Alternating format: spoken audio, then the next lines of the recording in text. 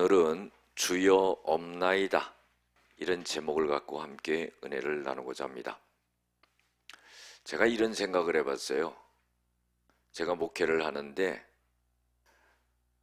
가수하고 연기자들하고 목사하고 이렇게 비교해 보면서 누가 가장 힘들까? 가수가 제일 쉬운 것 같아요. 똑같은 노래 몇십 년 불러요. 연기자가요, 목사보다 힘든 것 같아요. 왜냐하면요, 연기하는 거는 그 진짜가 아니거든요. 그런데 눈물을 뚝뚝 흘리면서 연기하는 거 보면은 가짜를 진짜처럼 그렇게 연기하는 거, 그거요, 제 입장에서 봤을 때는 도저히 못할 것 같아요. 그래서요, 목사가 더 쉬운 것 같아요. 제가 왜 이 말씀을 드리냐면은 우리가 예배 드릴 때요, 우리는 진짜를 가짜같이 예배 드리면 안 돼요. 가짜를 진짜같이 하면서 눈물을 흘리는데, 우리는 살아계신 하나님 앞에 예배 드리는데 진짜를 가짜처럼 그렇게 예배 드려서는 안 돼요. 마음과 정성과 뜻을 다하여서, 헌신을 다하여서 준비해서 그렇게 예배드리는 자세가 필요하다 하는 거예요. 지금은 사순절 기간입니다. 부활절 전 40일 기간을 말하는데 주일을 뺀 기간이에요. 예수님이 우리를 위해 십자가에 못 박혀 돌아가시고 우리를 용서하시고 우리를 구원하신 사건을 깊게 생각하면서 지내는 그런 기간이라는 것을 우리가 알아야 됩니다. 오늘 말씀 속에서 본문의 말씀을 전하기 전에 한 예화를 한번 소개하고자 합니다. 우리나라가요, 기독교가 개신교가 1907년에 평양에 대부흥운동이 일어났어요. 굉장했습니다. 그런데 그 평양 대부흥운동이 일어나는 어떤 도화선과 같은 일이 있었습니다. 그것은 뭐냐면은 길선주 장로님이라고 하는 분이 계셨죠. 그런데 이분은요, 나중에 목사님이 됐습니다. 그런데 이 길선주 장로님이 이제 교회가 모여가지고 계속적으로 집회를 하고 예배를 드리고 하는데요, 성령의 역사가 나타나질 않는 거예요. 그때 하나님께서 이 길선주 장로님의 마음을 감동시킵니다. 그래서요, 모든 교인들이 모여있는 한 1500명 정도 당시에 모여있는 교인들 앞에서 자기 고백을 하면서 회개를 합니다. 그 내용은 뭐냐면은 자기 친구가 죽으면서 그 재산을 자기한테 부탁을 한 거예요.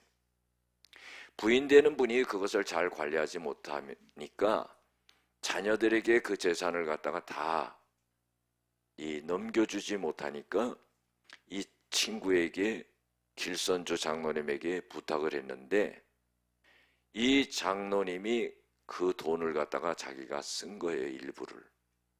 그랬는데 하나님이 모든 교인들이 모인 가운데 감동을 주셔가지고 그것을 회개하라는 마음을 주신 거예요. 그래서 갑자기 장로님이 나와서 자기의 잘못된 것을 회개하게 됩니다. 그런데요, 그때 그 회개하는 것을 들은 모든 성도님들이 이 장로님을 정죄한 것이 아니라 자기 가슴을 치면서 회개했어요. 그래가지고요, 성령의 불길이 타오르기 시작한 겁니다. 그러면서 이 회개가 바로 1907년도에 평양의 대부흥운동을 일으키는 불씨가 된 거예요. 사랑하는 성도 여러분, 우리가 하나님 앞에 서 있을 때 정말로 하나님께 우리가 잘못한 것을 회개하고 용서를 구하는 그런 모습이 되어야 됩니다. 특별히 사순절 기간이기 때문에 내 죄악을 떠올리면서 하나님 앞에 회개해야 된다는 거죠. 예수님이 이 땅에 오셨을 때에 하신 첫 마디가 있습니다. 그것은 뭐냐면 회개하라 천국이 가까워 왔느니라 그랬어요. 다시 말해서요, 천국에 들어가기 위해서는 회개해야 된다는 거예요. 예수를 믿기 전에, 하나님을 믿기 전에 회개하고 믿어야 된다는 거예요. 믿으려면은 회개해야 된다는 거죠. 그래서요, 우리가 하나님과의 관계가 원만하게 소통되기 위해서는 회개해야 된다는 겁니다. 우리가 사람과 사람과의 관계도 마찬가지예요. 잘할 때도 있고 못할 때도 있어요. 그런데요, 무조건적인 용서는 힘든 거지요. 그래서요, 잘못을 인정하고 용서를 구하는 게 필요합니다.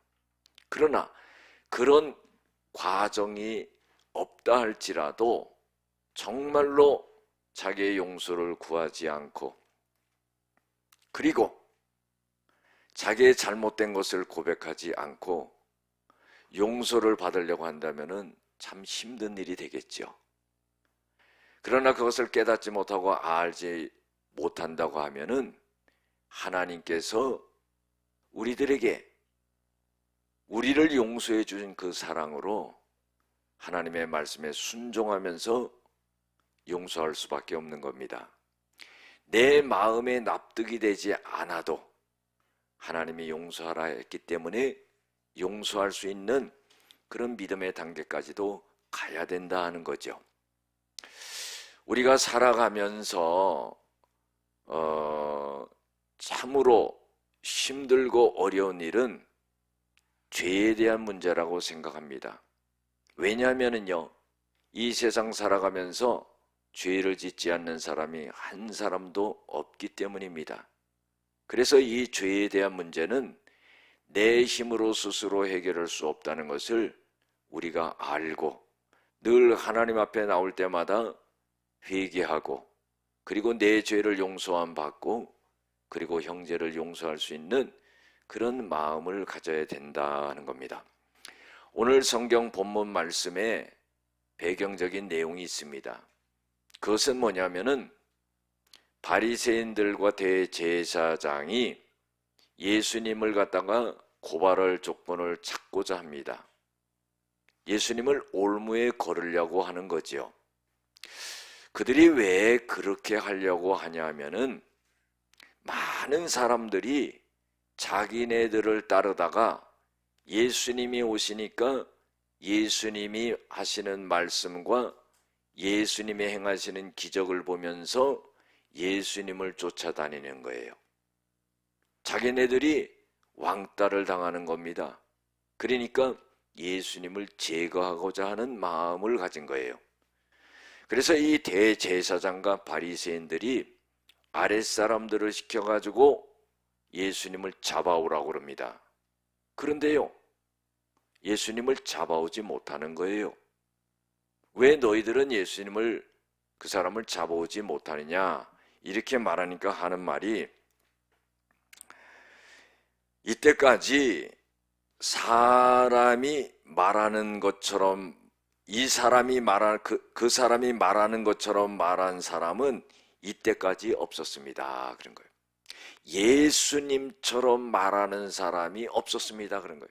잡으러 갔다가요, 들어보니까 예수님이 말씀하시는데 사람이 말하는 것 같지 않다 이 말이에요.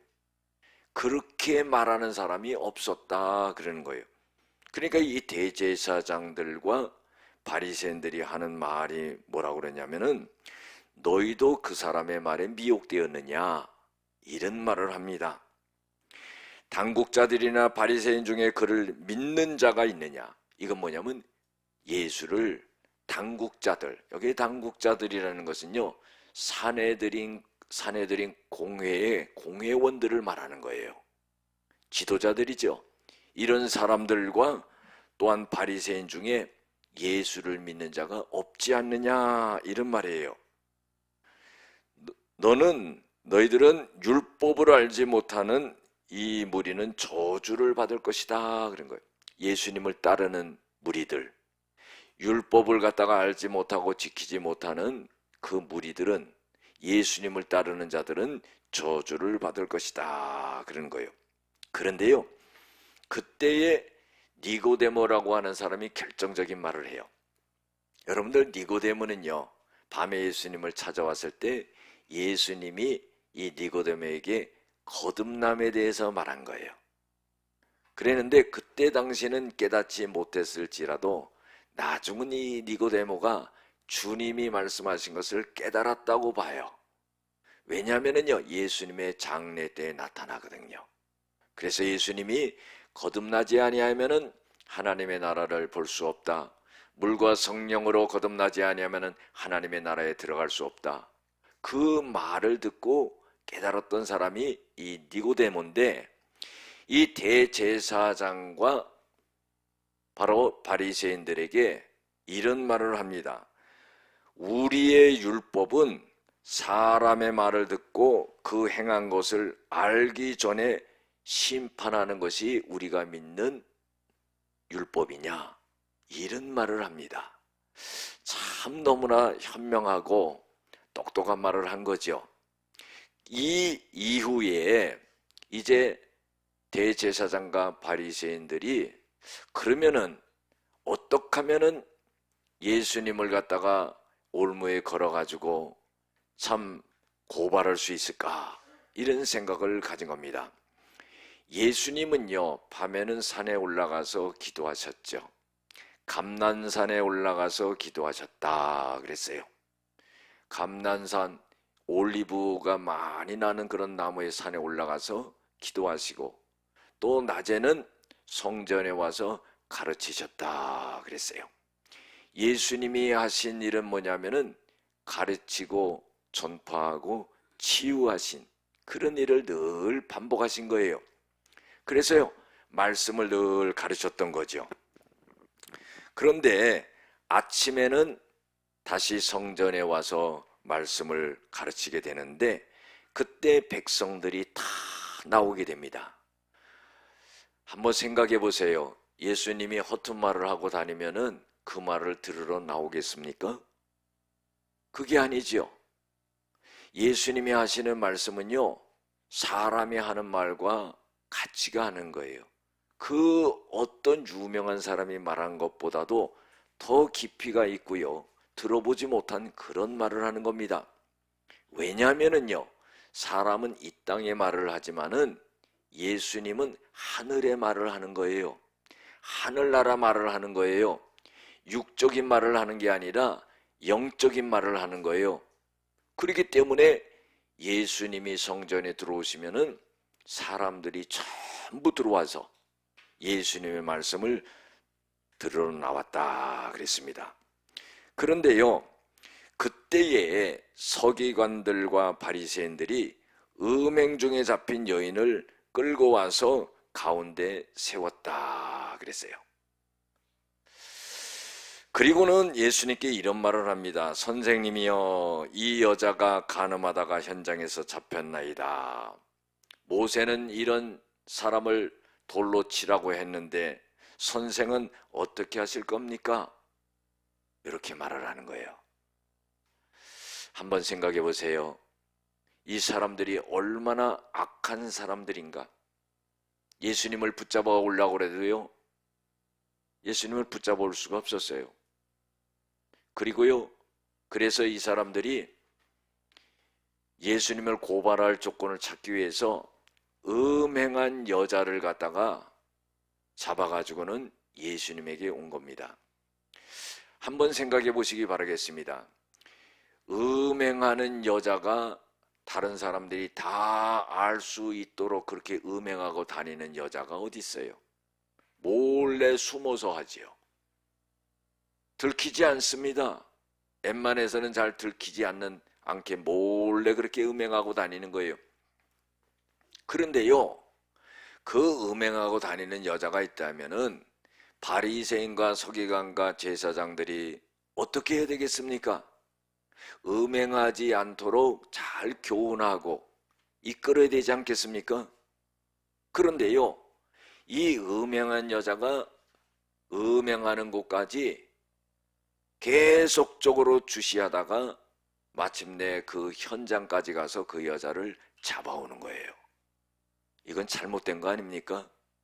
그 사람이요, 죄 짓는 자리까지 가서 죄 짓는 그 현장을 덮쳐가지고 이 여인을 잡아오는 거예요.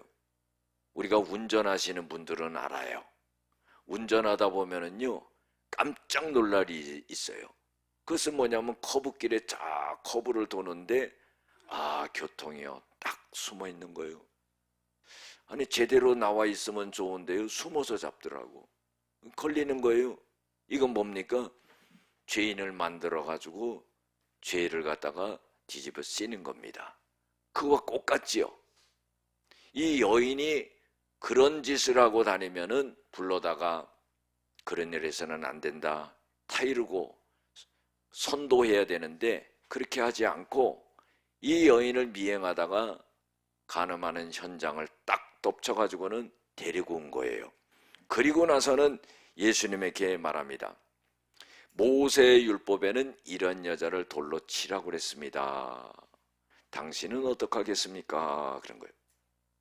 여러분들, 이 질문에는요, 이렇게 대답해도 저렇게 대답해도 다 걸리게 돼 있어요. 왜 걸리게 돼 있느냐? 모세의 율법에 돌로 치라고 그랬는데 돌로 쳐서는 안 된다, 이렇게 말하면은 모세의 율법을 어기는 게 됩니다. 돌로 치지, 돌로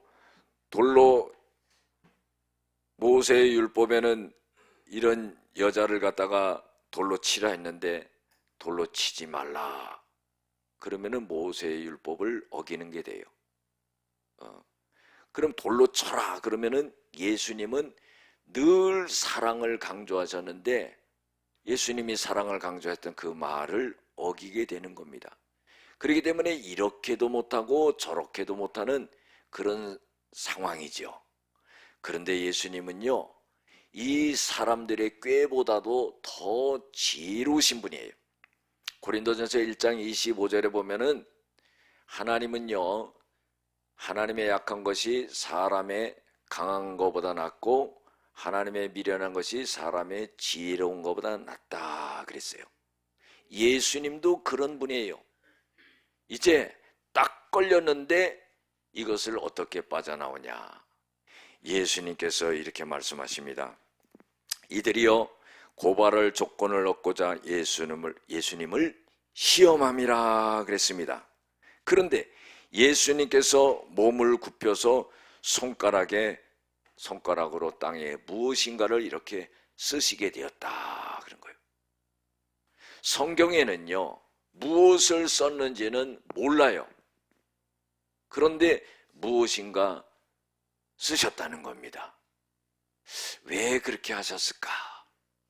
한번 추론해 보면은요, 많은 사람들이요, 굉장히 흥분되어 있는 거예요.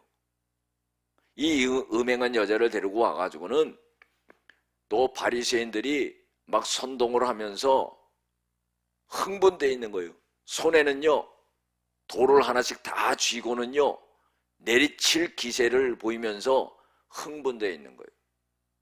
그때 예수님께서는 그 흥분되어 있는 사람들의 마음을 가라앉히기 위해서 땅에다 무엇인가를 이렇게 쓰게 되었다, 이렇게 생각해 볼 수가 있는 겁니다.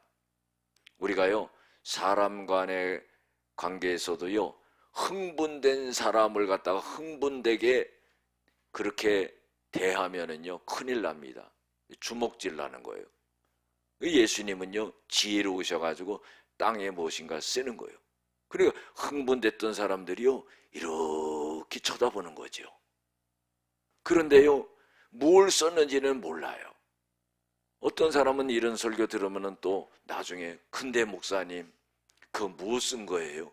그거 나도 몰라요. 그것도 그런 걸 물어보는 사람이 있어. 물어보지 마시기 바랍니다. 뭘 썼는지는 모르는데 예수님이 뭔가 이렇게 쫙 쓰신 거예요. 그러니까 흥분됐던 사람들이 그걸 쳐다보면서 마음이 좀 가라앉은 거죠. 그런데 뭘 썼을까? 궁금하긴 궁금하잖아요, 우리도. 그런데 한번 생각해 보면은 그들이 지금 죄인을 끌고 와서 돌을 들고 그 음행한 여자를 돌로 치려고 그러는데, 이 돌로 치려고 하는 사람들이 지었던 죄를 아마도 땅에 쓰지 않았을까, 그런 생각을 한번 해봅니다. 이거는 성경에 나와 있는 게 아니라 추론해 보는 거죠. 그래서 제목을 갖다가 여러 가지 제목을 다 이렇게 쓰는 거예요. 그 중에는요, 이 여인처럼 간음한 여인, 음행한 사람이 없었을까요? 있었겠지요. 그 음행했던 것도 쓰고, 도둑질했던 것도 쓰고, 폭행했던 것도 쓰고, 뭐 다 이렇게 쓰지 않았겠어요? 죄목을 썼을 것이라고 생각합니다. 그러니까요, 이 사람들의 마음이 조금 수그러진 거예요. 그리고 나서는 예수님께서 그 사람들에게 이렇게 말합니다. 너희 중에 죄 없는 자가 먼저 돌로 치라, 그러는 거예요. 죄목을 쓰는 것을 볼 때 거기에서 많은 사람들이 그 예수님이 쓰는 죄목에 자기가 해당되는 죄목들이 있었을 것이라고 생각이 들어요. 그런데요, 저거는 내가 지은 죄인데, 이렇게 딱 생각하고 있는데 예수님이 일어나셔가지고 하시는 말씀이 죄 없는 자가 돌로 먼저 쳐라, 이렇게 말하니까 돌로 치라고 그러는구나. 그리고 돌로 칠 사람이 어딨냐 이 말이에요. 이것은 뭐예요?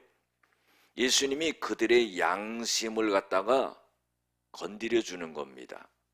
여러분들, 양심이라는 것은 뭡니까?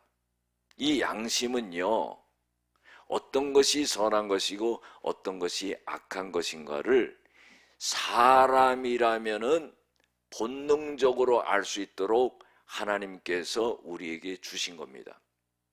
짐승은 양심이 없습니다. 그러나 예수를 믿지 않는 사람이라 할지라도 하나님은 사람이라고 하면은 양심을 주신 거예요. 그래서 예수를 믿지 않아도 이것이 옳은 것인가, 이것이 옳지 않은 것인가를 갖다가 알 수 있도록 그걸 주신 겁니다. 죄 없는 자가 돌로 먼저 쳐라 그랬을 때 그들은 양심의 가책을 받은 거예요. 그리고는요, 예수님이 다시 몸을 굽혀 손가락으로 땅에 쓰셨다 그랬어요. 그 다음에 또 뭘 쓰셨을까? 아까처럼 제목을 쓰셨을까? 아니, 똑같은 일을 구태여 2번 반복할 필요가 있겠습니까? 성경에는 또 뭘 썼는지 나오질 않아요.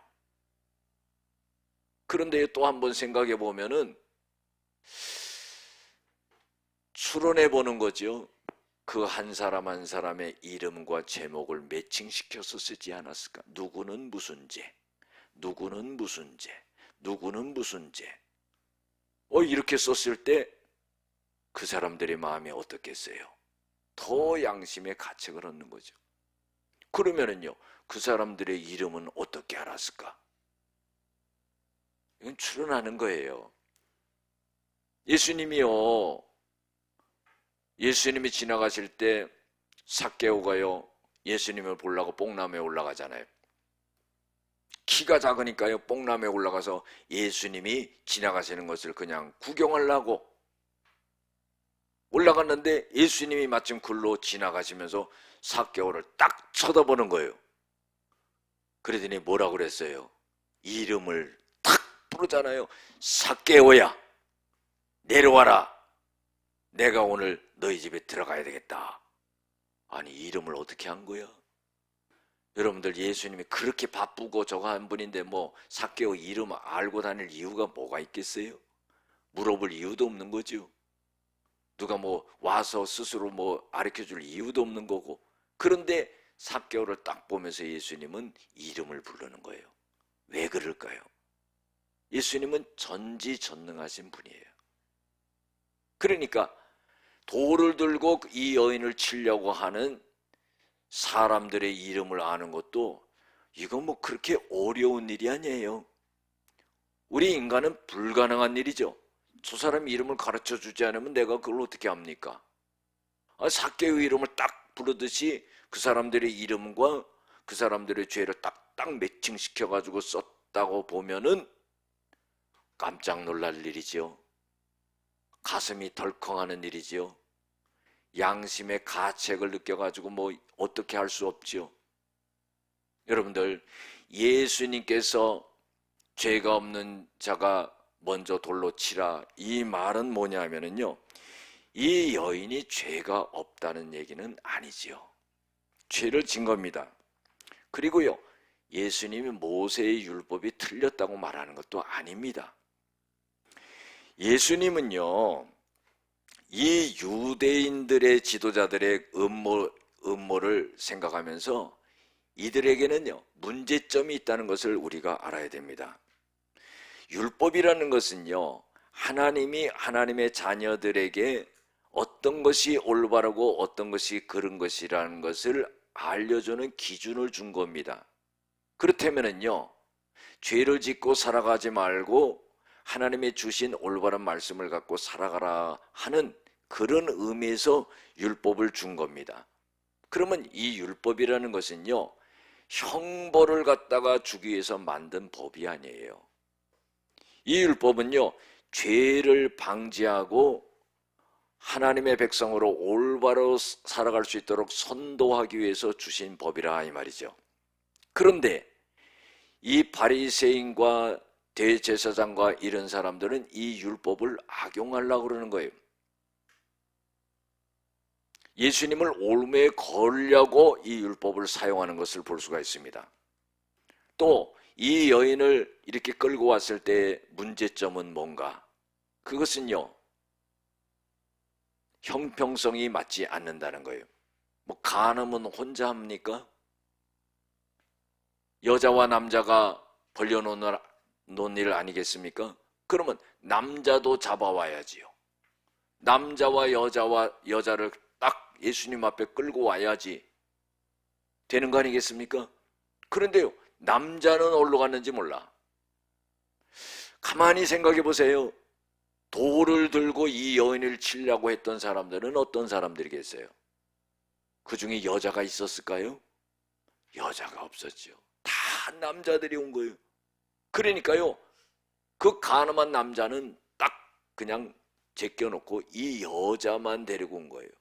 그러면은요, 형평성이 어긋나죠. 레위기 20장 10절과 신명기 22장 2절에도 똑같이 이런 말씀이 나옵니다. 여자가요, 간음을 하게 되면은 누구든지 남의 아내와 간음을 하면은 간부와 음부를 갖다가 반드시 돌로 쳐서 죽여라 하는 거예요. 이건 뭡니까? 두 사람이 다 잘못했다 이거예요. 두 사람이 잘못했기 때문에 두 사람을 다 끌고 와서 돌로 쳐서 죽여라 이 말이에요. 어떤 사람이 유부녀와 동침한 것이 드러나거든 남자와 여자를 둘 다 죽여서 악을 제거할 것이라 그랬어요. 이게 형평에 맞는 거죠. 구약은요, 무서워요. 우리가 구약 시대에 태어나지 않는 것만 해도요, 진짜 감사한 거예요. 하나님 앞에 조금 잘못하면 하나님 벼락을 내리시고 죽이고 그런 경우가 얼마나 많아요. 그래서요, 형평성에 어긋났다 하는 겁니다. 예수님께서는요, 이 여인이 죄를 짓지 않는 것도 아니다. 율법이 틀렸다고 말하는 것도 아니다. 예수님은 범죄자를 용납하는 것도 아니다 이 말이에요. 예수님께서는요, 이 여인이 죄인이라는 사실을 분명히 말씀하시는 거죠. 그러나 이 여인을 정죄할 자격이 아무도 없다는 겁니다. 우리가요, 마태복음 7장 1절에서 5절에 보면은요, 비판을 받지 않으려면은 비판하지 말라 그랬습니다. 3절에 보면은요, 형제의 눈 속에 있는 티는 보면서 자기 눈 속에 있는 들보는 보지 못한다 하는 겁니다. 형제를 마태복음 18장 21절에서 35절에 보면 35절에 형제를 용서하지 아니하면 하나님께서도 너를 용서하지 아니한다 그랬어요. 우리가요 사순절 기간에요 우리가 용서받은 자라는 것을 꼭 생각을 해야 됩니다. 한번 이런 생각을 한번 해보세요. 나에게 큰 어려움과 문제가 있어요. 그런데요 그 문제가 잘 풀리질 않는 거예요. 그런데 이 문제와 아무 상관이 없는 형제와의 관계가 풀어지지 않기 때문에 내 문제가 풀어지지 않고 있다. 이런 생각도 한번 해볼 수 있는 사람이 돼야 된다 하는 거예요. 왜 그러냐? 마태복음 16장 19절 말씀에 예수님이 이런 말씀하시죠. 베드로에게 네가 이 땅에서 무엇이든지 매면은 하늘에서도 매일 것이요 이 땅에서 무엇이든지 풀면 하늘에서도 풀리리라 하는 거예요. 우리는요 생각해보지도 못하고 상상해보지도 못하는 그런 연관성이 있다는 겁니다. 내가 형제를 용서하고 용서하지 않는 것 이것이요 내 문제가 풀리느냐 풀리지 않느냐와 관계가 있다는 거죠. 하나님은요 우리에게 첫째 계명과 둘째 계명을 주신 것은 뭐냐면 하나님을 사랑하고 내 이웃을 내 몸과 같이 사랑하라 한 거예요. 하나님은 늘 이웃에 대한 형제에 대한 마음을 우리들에게 가르쳐 준 겁니다. 그래서요 내 문제가 풀리지 않는 것을 내가 형제를 용서하지 못한 것에서 내 문제가 풀리지 않나 이것도 생각하고 고려해 봐야 될 것이다 하는 거예요. 예수님은요 이 여인을 정죄하고 돌로 던져서 죽이려고 하는 그 마음만 갖지 말고 너는 이 사건을 통해서 네 자신을 바라볼 수 있는 사람이 되어야 된다 하는 거예요. 이때에 이 돌을 쥐고 왔던 사람들이요 양심의 가책을 느껴 어른으로 시작하여 젊은이까지 하나씩 나가고 그랬어요. 예수와 그 가운데 섰던 여자만 남았더라. 다 돌아간 거예요. 돌아가는데 순서가 있어요. 어른으로부터 젊은이까지, 젊은이로부터 어른까지가 아니에요. 어른들이 더 죄 많이 졌거든. 그러니까요 양심의 가책을 더 많이 받았다 이 말이에요. 그런데요 이 말씀이 은혜가 돼요. 왜 은혜가 되느냐? 여러분들 양심의 가책을 받지 않는 사람은 돌아가지 않았을 거예요. 돌을 놔두고 돌아가지 않았을 겁니다. 양심의 가책을 받았기 때문에 그들은 어떻게 해요? 돌을 내비두고 자기의 죄악을 떠올리면서 그 여인을 정죄하지 않고 돌아가게 됐다 하는 겁니다.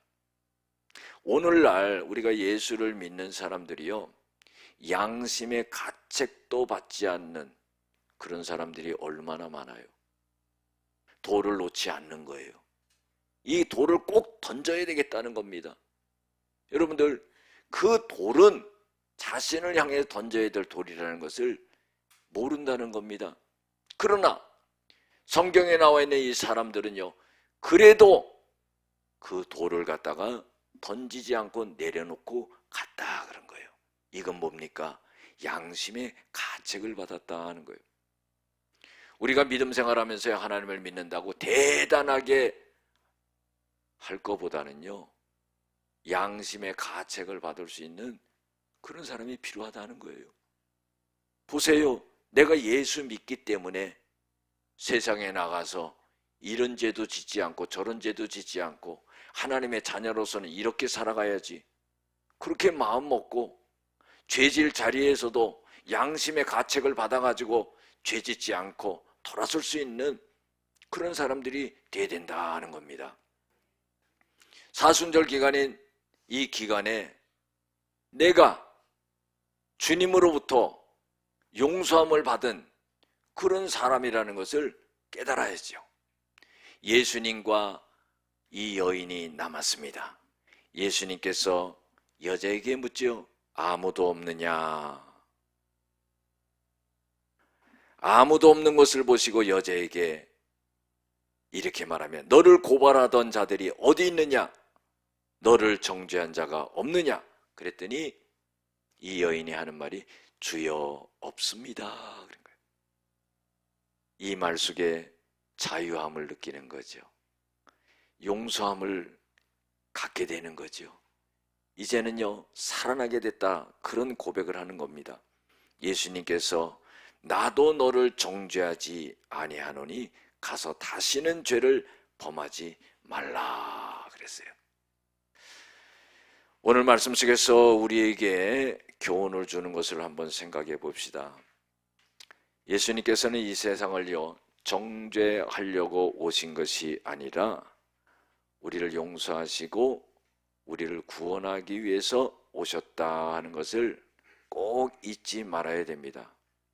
예수님이 오신 것은 이 세상을 심판하려 함이 아니요, 이 세상을 구원하게 하기 위해서 오셨다.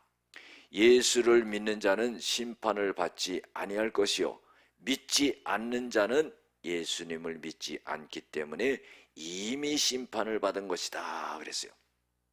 그 예수 믿음으로요, 얼마나 큰 혜택을 받습니까?